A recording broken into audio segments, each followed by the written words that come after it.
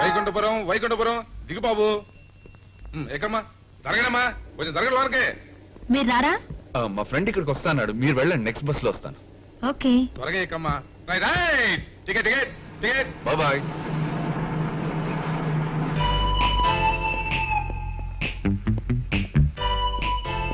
ఎప్పుడొచ్చారా? ఏంటి డల్ గా ఉన్నావు? జ్యోత్ సుందర్ కనిపించలేదా? తిరిగి తిరిగి దేవుడు కనిపించాడు గాని జ్యోత్ సుందర్ మాత్రం కనిపించలేదురా. ఆ అమ్మాయి ఇంక కనిపించదు గానీ మర్చిపో. ఎంత మాట అన్నావురా? నీ కళ్ళను నువ్వు మర్చిపోగలవా? నీ ముక్కును నువ్వు మర్చిపోగలవా? నీ చెవులను నువ్వు మర్చిపోగలవా? ఒరేయ్, మా శరీరాలు వేరేనా, మా రెండు ఆత్మలు ఒకటేరా. వద్దు వద్దు, పడికట్టు డైలాగులు వద్దు. అసలే నాకు తలనొప్పిగా ఉంది, వెళ్ళు కప్పు కాఫీ తాదామా? బ్రాండీకి షిఫ్ట్ అయిపోదాం. బ్రాందియా బూందియా నీ బొంద, కాఫీ తాదాం పద. రెడీ? రెండు స్పెషల్ కాఫీ. కాఫీ ఏమిటో కాఫీ డికాషన్ నేనైతే పాలన జ్యోత్ సుందరి. మరి పంచదార నేనా? కాదు, తీయటి మా ప్రేమ. దిగండి దిగండి, టైర్ పంచర్ అయింది, దిగండి.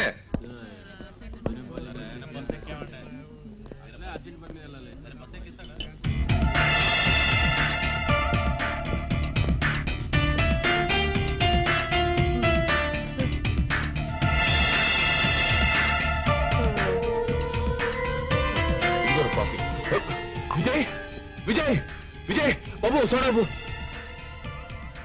ఉన్నట్టుండి ఇలా పడిపోయాడు.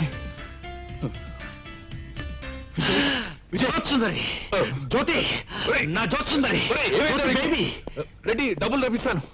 జ్యోత్సుందరి, జ్యోత్సుందరి, జ్యోత్సుందరి, విజయ్, జ్యోత్సుందరి. హలో జ్యోతి, జై జ్యోతి బేబీ, జ్యోత్సుందరి, జ్యోత్సుందరి. విజయ్ విజయ్, ఏమిటా ఇది? అర్థం పర్థం లేకుండాను. ఎవరైనా చూస్తే పిచ్చే కింద అనుకుంటారు. ఇంతగా ఎవరో చూస్తుంది? అదేరా, ఎర్రచూడిదారు వేసుకున్న ఆఫీస్ ఫైల్స్ తో బస్ లోంచి దిగిందే ఆ అమ్మాయి. ఎర్రచూడిదారు వేసుకున్న ఆఫీస్ బస్? ఓ రాధా, నీకు తెలుసా? అమ్మాయి నా కలీగ్రా. అమ్మాయిరా, ఆ అమ్మాయిరా నా జ్యోత్సుందరి. ఆ అమ్మాయి నీ జ్యోత్సుందరి? My god, no, she's not a god, she's my goddess. నా ఊహా దేవత. ఊహా సుందరి, నీ పేరు రాధా, అందుకేనా కలిగించావు నాకు ఇంత బాధ. విజయ్ విజయ్, నువ్వు అమ్మాయిని మర్చిపోవడం మంచిది. ఆ అమ్మాయి ఉన్న విధవా, కొంప తీసి పెళ్ళైపోయిందా? అదేం కాదు, చెప్తా పద. బహుశా అదై ఉండదు కదా. నీ పేరు రాధా. ఏనానా ముద్దు పెట్టుకోలేదు? ఇంకా నయం మూతి కాలిపోతుంది. నువ్వు రాధను మర్చిపోకపోతే నీ జీవితమే కాలిపోతుంది. అదేమిట్రా? ఆ అమ్మాయి పెద్ద కంచురా. కంచేమిట్రా? కంచు చుంచు. నువ్వు ఆ అమ్మాయిని ప్రేమించడం అనవసరం. ఏ? ఆ అమ్మాయిని ప్రేమించిన ఆ అమ్మాయితో నీ పెళ్లి జరగదు. అదేమిట్రా? అదంతే. అమ్మాయికి కొన్ని లైక్స్ డిస్లైక్స్ ఉన్నాయి. ఫర్ ఎగ్జాంపుల్, సిగరెట్ కాల్చేవాడంటే పడదు. నువ్వు సిగరెట్ కాల్చకుండా ఉండలేవు.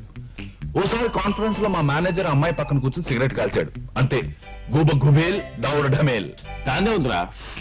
నాకు సిగరెట్ కాల్చడం అలవాట్లేదని చెప్పేస్తాను. రాధ ఎదురుగా సిగరెట్ తాగడం, దట్స్ ఆల్. ఓకే, సిగరెట్ విషయం మేనేజ్ చేస్తావు. కానీ రాధకి తన పెళ్లి విషయంలో కొన్ని ఖచ్చితమైన అభిప్రాయాలు ఉన్నాయి. ఏమిటవి?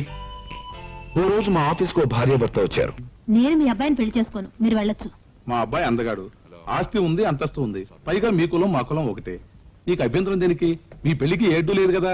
మీరే పెద్ద అడ్డు. అంటే లక్షాధికారులైనా, మధ్యతరగతి వాళ్ళైనా, పేదవాళ్ళైనా అత్తమావులందరూ ఒకటే. కోడళ్ళని రాచి రంపారి పెడతారు, కిరసనాలు పోసి తగలబెడతారు. సో తల్లిదండ్రులున్న వ్యక్తి నేను పెళ్లి చేసుకోను. చూడమ్మా, అందరూ ఒకేలా ఉంటారనుకోవడం తప్పమ్మా.